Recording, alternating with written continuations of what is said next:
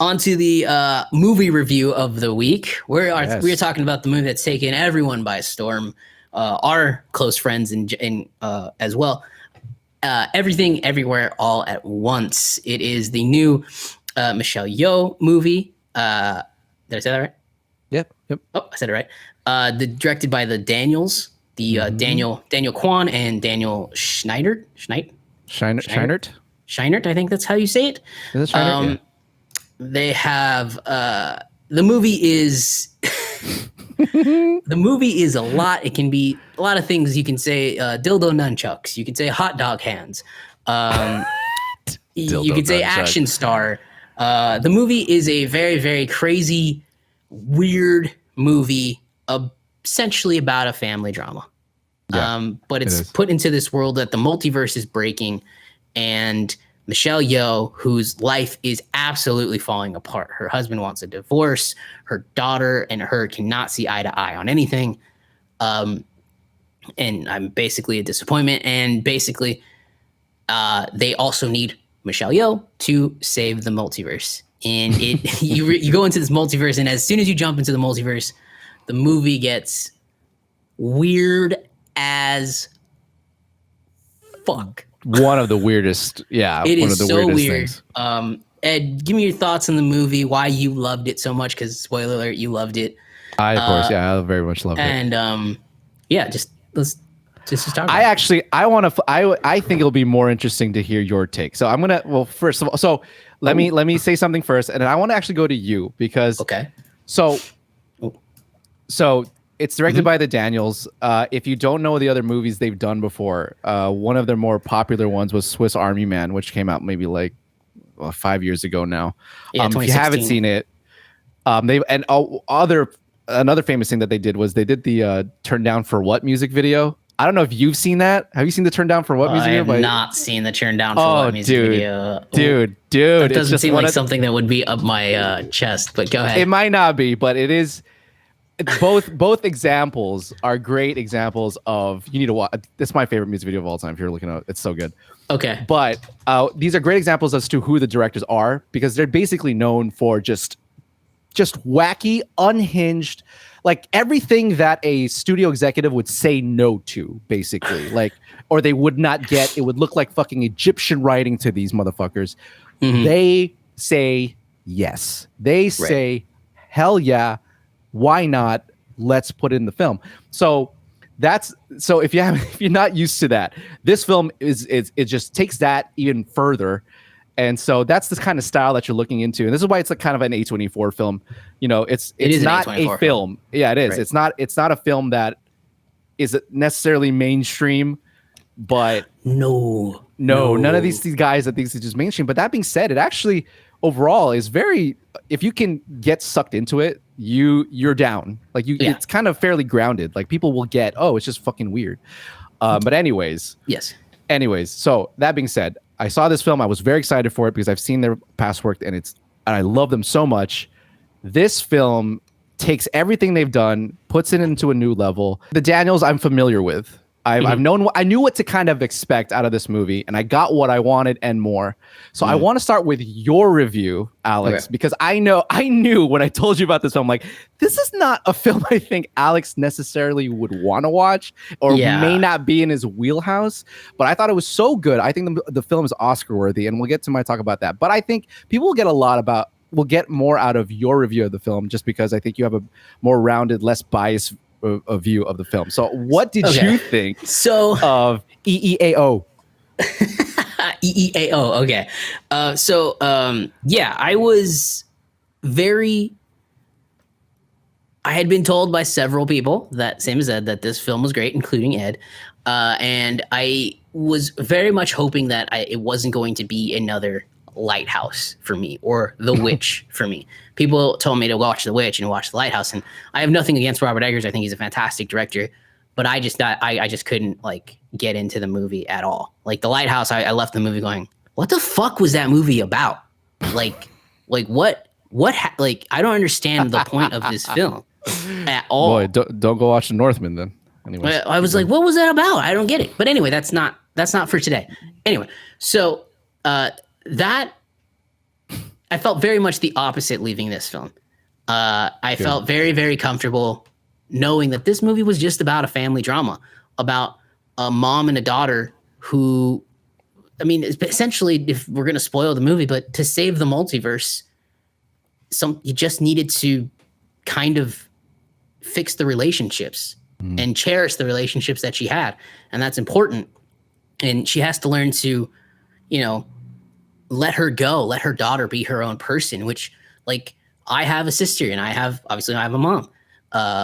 They don't get along at all. They can be around each other for like 4 or 5 hours before they're okay, I need a break, you know? Really? Yeah. So like, I was like, wow, this is fantastic. Like, the key to saving every single world lies in a relationship between a mother and a daughter. And I thought that part was great. Yes, the movie is weird as all fuck. What did you think? What did you think of the weirdness? As like, this is the first Daniels film you've ever seen, right? So yes. What did you think of their type of wacky weirdness that they go to? The wacky weirdness was very funny to me at points, and then very just like, okay, this is a lot. A little too indulgent, maybe? Yeah, this is a little too indulgent for me. Like, I'm not going to give this movie a 10 out of 10, but I thought it was good. Yeah. But yeah, like, little too indulgent is the absolute perfect way to put it. Like, we go to a world where they literally have hot dogs for hands, and they're sticking their hot dogs in their hands, and you're just like, and then like mustard and ketchup starts coming out of their mouths, and I started like cracking up because I don't really understand why that was in the film, why that needed to be there, other than just to be weird. Yeah. At one point, the daughter, she's the villain, essentially. It turns, cops' nightsticks into dildos and starts beating the shit out of the people. And like, the action choreography is really, really great in the film. But yeah, it is.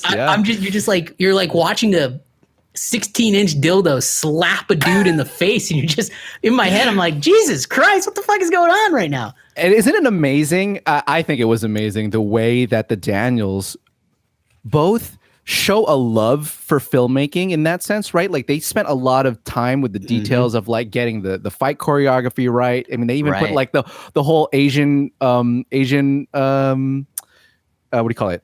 Like Asian style fighting.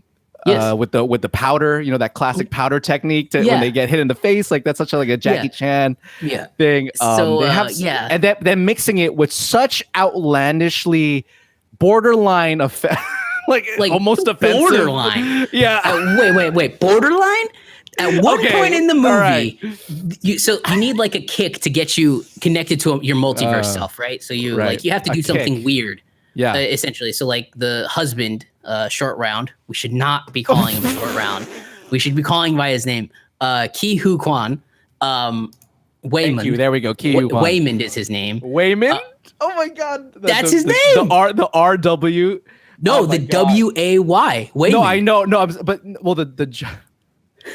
people in some Asians can say R's, right? So I know. I think that's the joke. I know that is a joke. That's what I'm saying. Okay. That's what's so fucking funny about it. I was like, wait, I'm not saying it to be there. That's where it's like, no, not at all. That's why I'm like borderline offensive. I'm like, but it's fucking hilarious. Like, that's so good. Anyways, so like, you need a kick. So like, Waymond at one point needs to. I don't know if that's much better than Short Round. At one point, he takes gum from underneath a table, discarded gum that's been put underneath the table, and chews it to get his kick and connect to his multiverse self that can know karate or know gymnastics or something like that. Right. So at one point, she's fighting a bunch of people, Michelle Yeoh, and she does some of the nastiest shit ever to get her kicks. But these guys need a kick, and they literally need to stick something up their butts. And it's just like, borderline offensive is not the right word because it's not borderline at all. Yeah, no. Yeah, because like, the guy, it's like a slow motion, almost anime-esque kind of animation. Yes. Like, he's jumping and he is like full, like he's got his feet full up and he comes down. Like, if this is the butt plug, boom, right onto it. So like, and then in the midst of that, an amazing action sequence takes place, and you're just kind of like, holy shit, that's really great fight choreography. But he's got a statue. He's trying to stick or they end up doing it. They get a fucking statue up their ass. Yeah, and like, but you can go there when you take the time to also make the rest of it very good. Right. So my review of the film is in a few words: a fantastic, great point, and good story, surrounded by some very, very strange events, but very entertaining, very funny at times. I don't know. Every time I saw the hot dog hands, I could not stop laughing. I was in a mildly packed theater. I went to go watch this at 11:45 on a Friday afternoon. There was more people in this theater than there was for Morbius, which I watched Friday afternoon, day of release. This movie's been out for a few weeks now. Hallelujah. So I think people have been watching it. I think people are enjoying it. It's a fun movie. It's super weird. It's a little too indulgent. Yeah. At times, but they get their point across, and it's a family drama. It's a mom and a daughter that can't get along, that she can't accept that she's a lesbian deep down, and she always uses an excuse saying, "Oh, it's not me. We can't tell your grandpa because it'll kill him," and that's not the truth, and it's her. And she realizes that it goes up another notch. She wants the daughter to end up nothing like her, but sometimes, as hard as you try, like, I'm not a parent, but I'm assuming as hard as a parent tries, sometimes your kid is bound to end up just like you because they're your kid, and that's okay. And and hit it on the head, my friend. Yeah, refinding love with your husband or wife, and it's just a really fun, very, very nice message in some insanely indulgent, evidescent rapping. I could not agree with you more, even though I think I loved it more. I did love more overall. There's just some things I throw bones at. I give bones to, and that's one of them. But I totally agree with you. Like, actually, to wrap up to about something you said earlier about how it's actually not a multiverse movie and it's like really a family drama. I think that's one of the best qualities of the film. And people always say, like, this is one of the best multiverse movies I've ever seen. I'm like, I don't consider it really a multiverse movie because it's not about the multiverse. You don't really care about the multiverse. It's not about finding what it is. It's not Interstellar, where part of the story is like needing to get, finding wormholes and black holes to get to work and all that shit and the science behind it. There's no science to be had here. No. It's a mechanism that they use to get this family story to reconcile. That's all. That's all it is. And I consider it just a family drama. And I think that's one of the best qualities of this film. And that's just to say that I agree with you. Like, I actually really don't like self-indulgent movies either. Like, we've talked about this before. Like, I get a little bothered when James Gunn goes a little too far with the James Gunn stuff. I get a little bothered when Taika Waititi gets a little too far because it takes away from the movie because they just want to like make their joke or whatever. Yeah, absolutely. And this movie does fall into that a few times. Actually, one of my biggest critiques of the film was that basically for about the first half of it's the movie split into 3 acts. Oh yeah, I would say about the first act and a half, I was having a problem because it did feel a little too indulgent. I wasn't sure if they were really servicing the themes of the story too much versus as much as they were just showing us a bunch of really wild fucking weird shit. And as entertaining as that was, I really got scared because I was like, is this gonna wrap up in some way into some point? Luckily it does in the third act. The second half of the second act to like the third act wraps up amazingly. Like, some of the best emotional moments I've seen in a theater in a long time. There's a particular moment that I actually don't want to spoil. Fuck yeah, I'm trying to see if if I can get this to you in some way. The googly eyes on these particular items in this. God damn it, I don't want to say it. Fuck it. We'll talk about it sideline. There's a moment though that's just one of the best emotional moments I've seen in a movie in a long time, that I want as like a picture like on my wall forever, because it captures. I know what it is. You'll know what it is. Wait, if I do. Yeah. That's exactly it. Okay. I fell in love. I haven't had a reaction to a cut to that scene in a long time. Like, wow, what a powerful scene. That again, these guys are masters at like mixing right poignant genre. moments like that with just outlandishly wild stuff. Like no one I think is doing that, and like these guys, and which is why I would say, the film largely like did away with my issue with that because it wrapped up so well. It's such a great ending for not just Michelle Yeoh. I think one of the things it does really well too is that the beginning of the movie starts off like you're in Michelle Yeoh's perspective for the most part. By the end of the movie, you're like, you're with everybody. You're just like, even the side characters. I'm like, what the fuck? Like, what's happening? How did they do this? How did they do this? You're supposed to hate Jamie Lee Curtis's character throughout the movie, and by the end of the movie, you realize she's just another human being with human being problems. The fucking the hot dog hands thing, it starts off like just hot dog hands stupidity. And then what they do with their story between those two characters in that universe, like could recontextualize that whole joke. Right, exactly. It's insane. Powerful stuff. So I think the best way to sum up the scene that I know you're talking about is an amazing way to get a poignant message across without saying anything. Oh, dude, I was crying. I was straight up crying.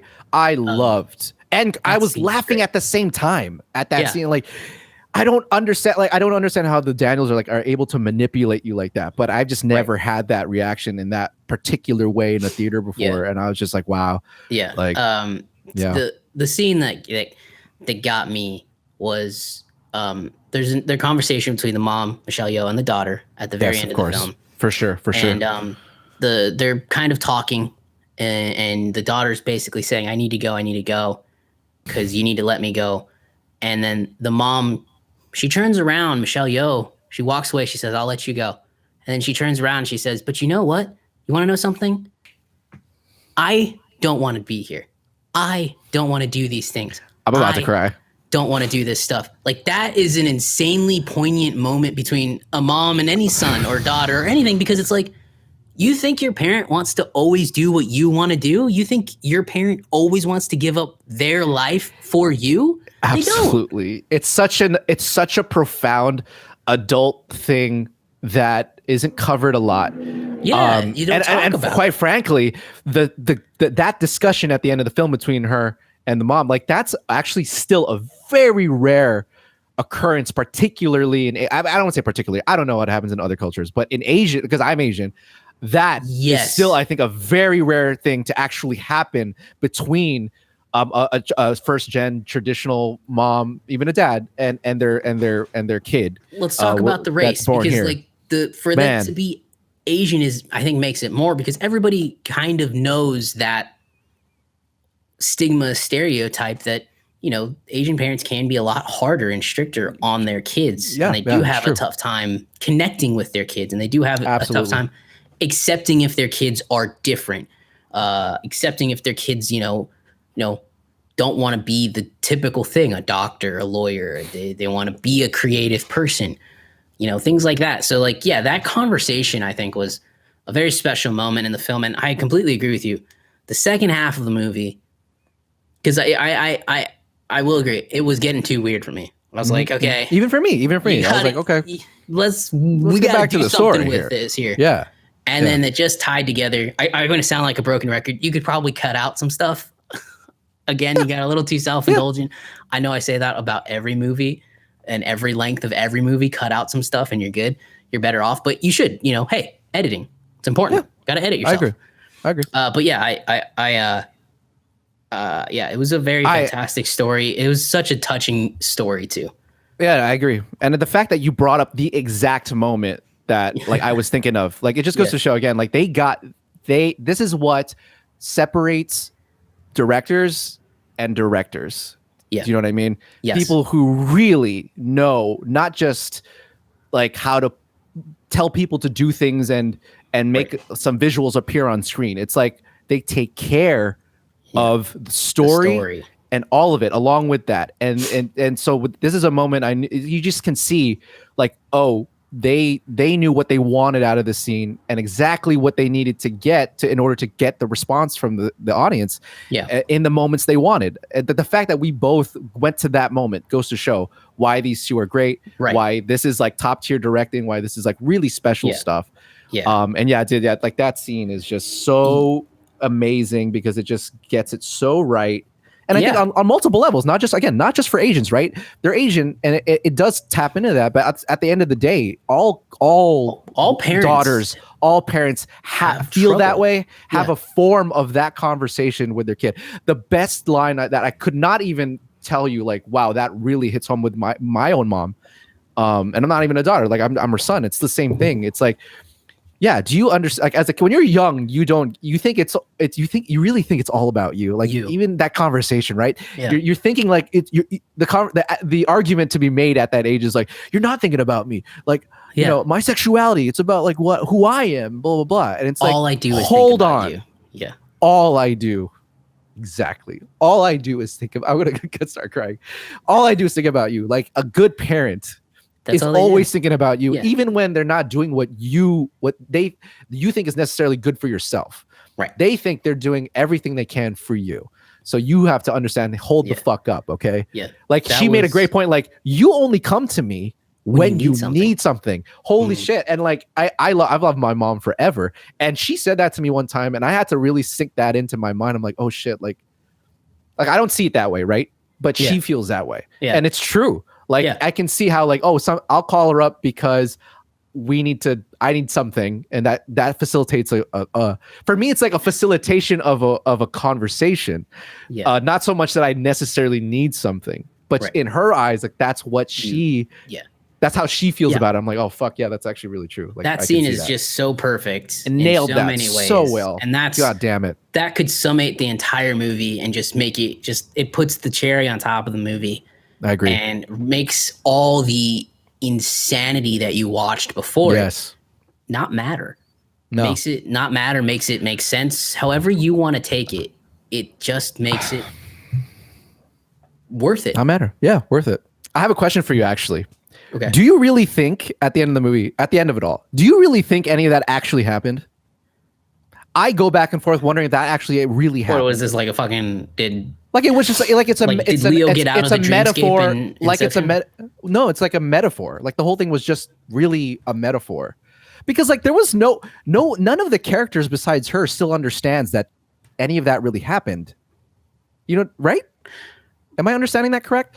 No one really still understands like that in their perspective, in her timeline, she just looked like she was some crazy bitch. Holy shit. I think you're right. I wonder if like I think you're right. Because you pick it up back at the laundromat. Yeah, exactly. Where they have that conversation where she says this is blah blah blah. Where that whole universe in and of itself doesn't understand what happened really from her perspective. Right. So I go, was this all just a metaphor? Like, was this like a mother thing? If you like, maybe this was just a way to show this problem. The stuff a mom goes through. Yeah, exactly. Yeah. That's it.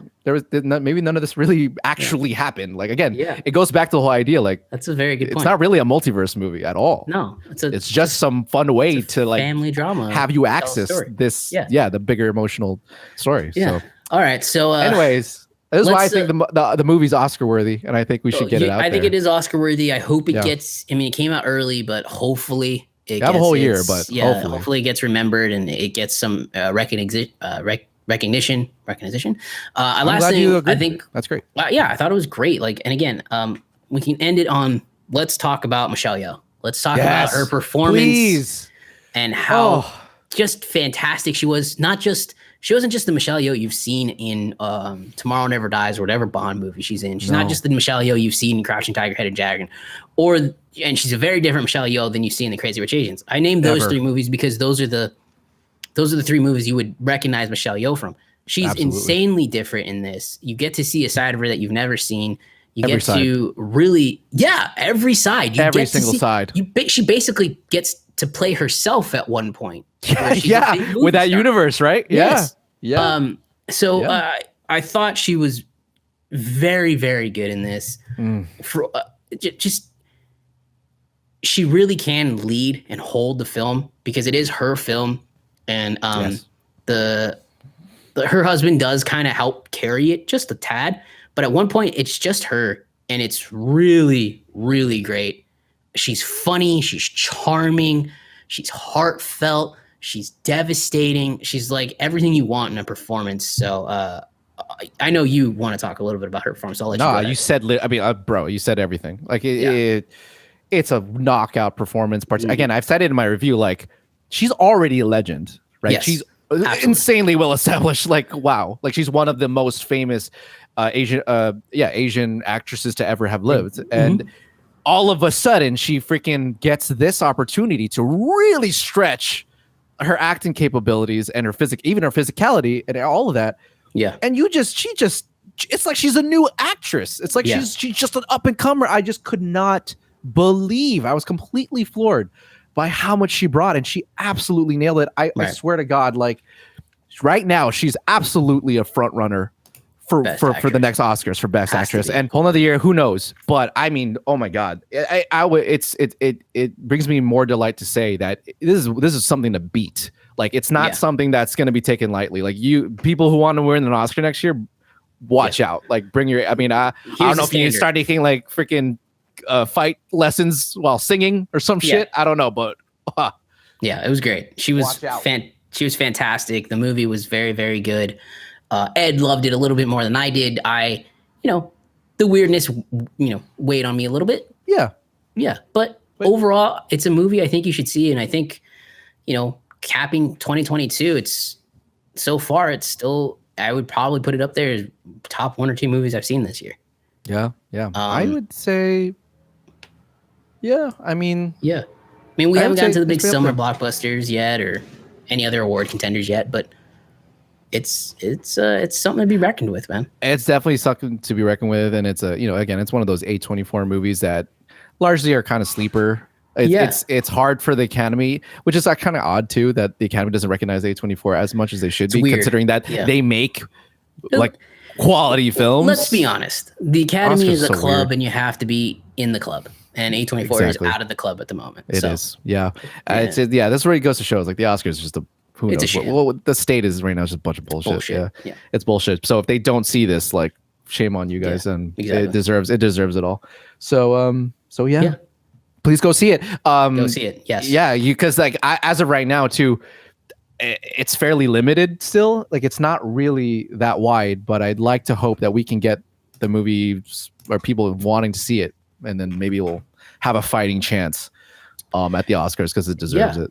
I agree. I just hope it, I encourage everyone to go see it. It's a movie you don't see a lot, and it's fun, and it's just really, really, really great. Anthony Russo and Joe Russo produced it. I forgot about, thank you for reminding me of that. Yes, I had no clue that they were producers on this. That's so wild. Yeah. Yeah, it's so random. I saw their names at the end of the credits. I'm like, what the fuck?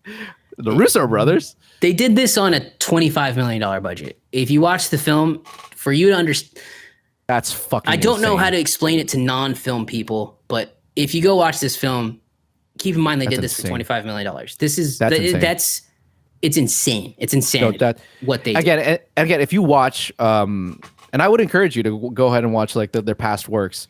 The thing about the Daniels that makes them so special is that they are like some of the most pure forms of filmmaking that are out there. Like they don't necessarily care to have a huge budget in order to make something great or to like get a visual effect that they need. Like a lot of their work is actually fairly practical in that sense. Like they all think of it very simplistically. Like, how do we get this across in the most simple ways and in the most effective ways? And so again, like, dude, big companies who are looking to make great films at maybe a shoestring budget. These motherfuckers got it. Like can do it. It's amazing what they can show. Like what you really need. You really don't need as much as you think to make a fantastic, just high level movie like this. So you got the hot dog hands. Just to give you a hint of what they can do, they got the hot dog hands, which is silly, but it's still a big thing.